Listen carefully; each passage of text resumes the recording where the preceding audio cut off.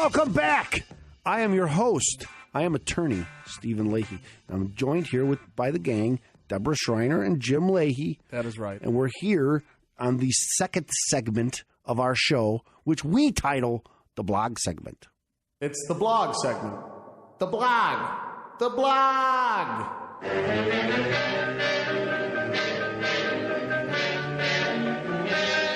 I'm just letting that play because I like it so much. I like it too.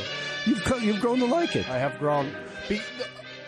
There are things when we started this show that didn't make sense, and we've kind of worked in, like, we've made them pretty good segments.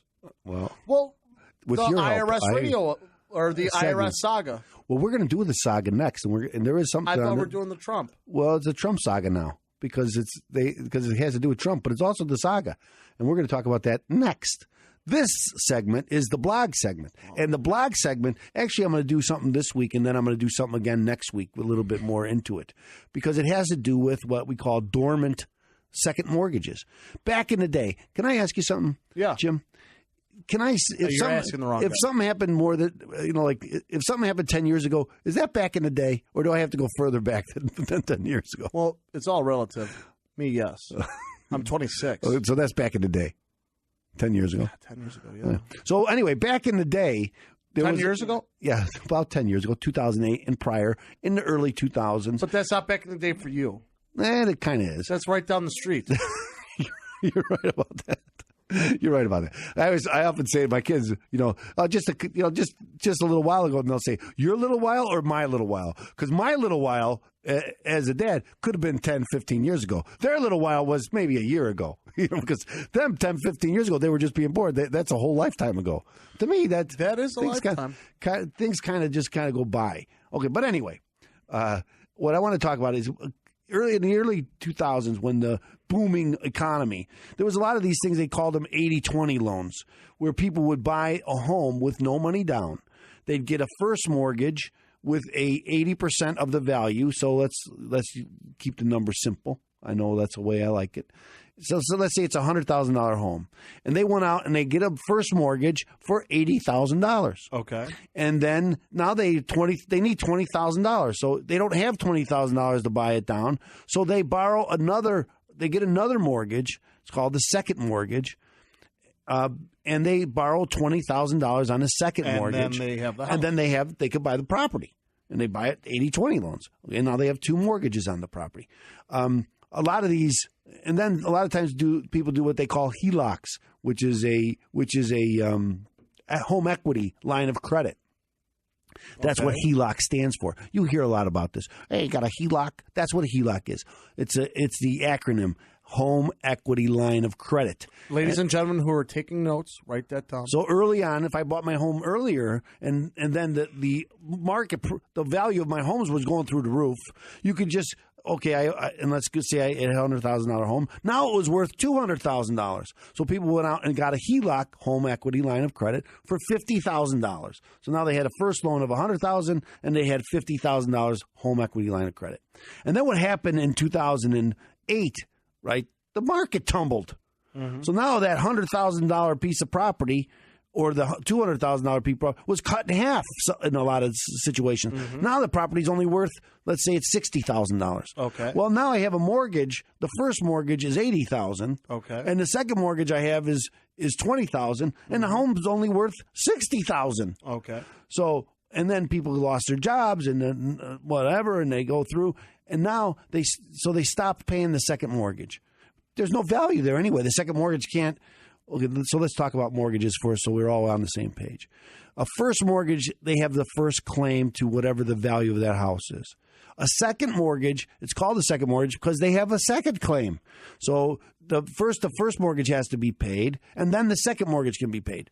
But if the value of the home is less than the first mortgage, there's nothing left for the second mortgage, right? So they can't really foreclose because they wouldn't get any money. Are you following me? Is this complicated? Don't ask me. Okay, it is kind of complicated. I'm on my phone right but a lot of people... You've lost me. No, don't do that. No, I'm joking. Because a lot of people, I'm going to tell you, a lot of listeners went through this. And they have a second mortgage that they haven't made a payment on in many years. And because the value of the home was less than it wasn't beneficial for the second mortgage company to take any action against them. Maybe they filed bankruptcy. So they're not personally obligated to pay the second mortgage anymore. But there's still a lien on the house. And that's why it gets complicated. And I understand what you're saying, Jim, because it does get complicated. Because that second mortgage, and this is where bankruptcy... This is why it's so important to have somebody who knows what they're talking about fight for you. Exactly. Because for example, regular guy just like me, I'm lost. Okay, so let me tell you. I'm just going to bury my head in the sand. Okay, so let's talk about a bankruptcy. I filed bankruptcy. Well, unless I reaffirm a debt, even on my first mortgage and my second mortgage, I am personally not liable for that debt. That means they can't sue me to take my wages to pay them back. However, they have a lien on my property. So they can come after my property. So even after I file bankruptcy, they can foreclose on my house. So a lot of that happened during the first, back in those days, people were out of work. They couldn't pay for it. They go into foreclosure. They have these two mortgages. They file a bankruptcy. They wipe out those two mortgages for personal liability. But both of those mortgages still liens, those mortgage liens. See, a mortgage is a collateral for a loan, for a promissory note. So that's the loan. I promise to pay you $80,000, bank, and in for collateral. So if I don't pay you, you can take my home and sell it. And I am bank. Yes, thank you. Exactly. I get it. I understand.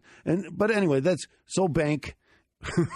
You are bank. Yes, I am bank. Bank, I promised to pay you, but now I filed bankruptcy, so I don't have to pay you. So bank says, well, I will take your home and I'll sell it, and then I'll get my money as much as I can. You can't have no pie. No home. Okay, and that's true. So, and instead, maybe sometimes people went out and they modified their mortgage and they got to save their home. And so they have a first mortgage and they modified it and they're paying less on it. But there's also a second mortgage that they haven't paid on in many years. Is there still a lien on the house? The answer is yes. The lien is still there. And as I pay down my mortgage and the value of my home goes higher, it becomes more and more likely that there's value there for the second mortgage company to foreclose. Even though you haven't heard from them in 8 years or 9 years, they can still foreclose. That second mortgage. So you've been paying your first mortgage all of this time. So now that in that situation I talked about, it went down to $60,000. Well, now the house is worth $150,000. Okay? Hey. So now there's enough for that $20,000 lien, that second mortgage that I had that used to be worthless. Now there's value in the house that they can take my house and pay them. Oh, yeah. So this is happening to a lot of people now. And this is the problem. And a lot of people don't understand about, okay, what is the second mortgage? What's the solution? Does it just go away? We'll talk about the solution next week, because there's different solutions depending on where you are. Okay. It depends on what the value of the home is, as we just talked about. Mm-hmm. It depends. Did you file bankruptcy? It depends. Did the mortgage, second mortgage come due? So HELOCs often come due after 10 years. So if I borrowed the money in 2005, the note becomes due in 2015. So that depends. So there's a lot going on about this. But I wanted to bring this to your attention, people, that if you have a second mortgage that is, you are bank. They are people. They are listeners. If you have a second mortgage that you think is dormant, that you haven't paid on for some time, you may want to at least call me and have me explain to you how this might affect you, because it's going to affect you. The last thing in the world you want is to have a foreclosure case on your home and you'll be, wait a minute, I haven't even heard from them. I thought that was gone. I thought that lien was over. I don't know what's going on here. Don't let that happen to you.